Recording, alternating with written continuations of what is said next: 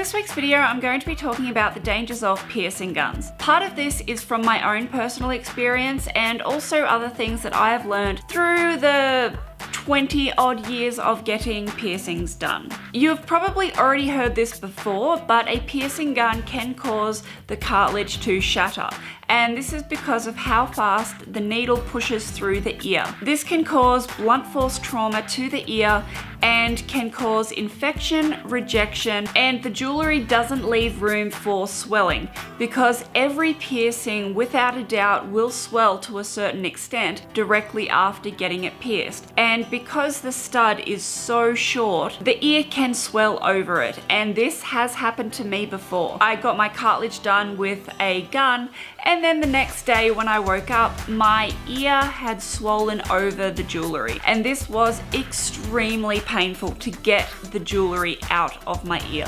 As well as piercing guns causing infections, they can also spread a lot of disease and bacteria. Because there is no proper way to fully sterilize a piercing gun, it might be used on 20 people that day, and that piercing gun in its lifetime might have done thousands of people's ears or nose or any other part of the body, and you do not want that on you.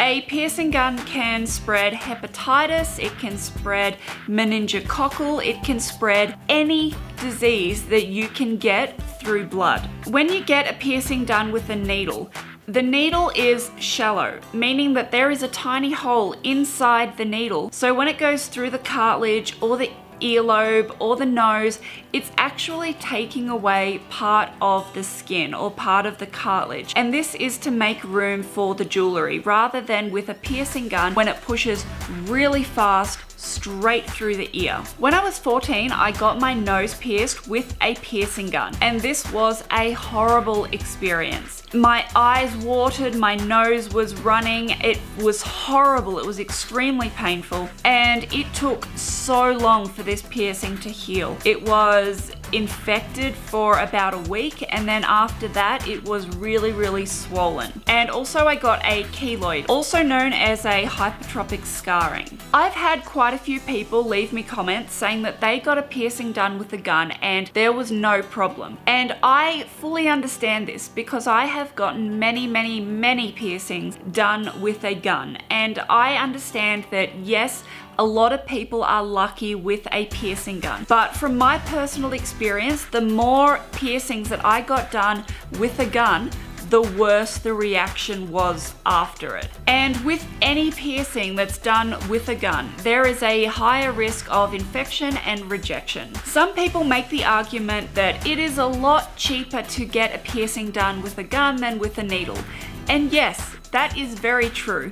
But good is not cheap, and cheap is not good. Getting a piercing done with a needle can be a little bit more expensive than getting it done with a gun, but getting it done with a needle means that there is a very little chance that it's going to get infected or if it's going to reject. And from my personal experience, every piercing that I've gotten done with a needle hurt a lot less than piercings that I got done with a gun. If you're getting a flu shot or you're getting your blood taken, they will use a brand new needle, and that needle is thrown away straight away. And with a piercing gun, even though the jewelry is brand new, it's going into something that cannot fully be cleaned. And as I said before, this can spread infection, it can spread bacteria.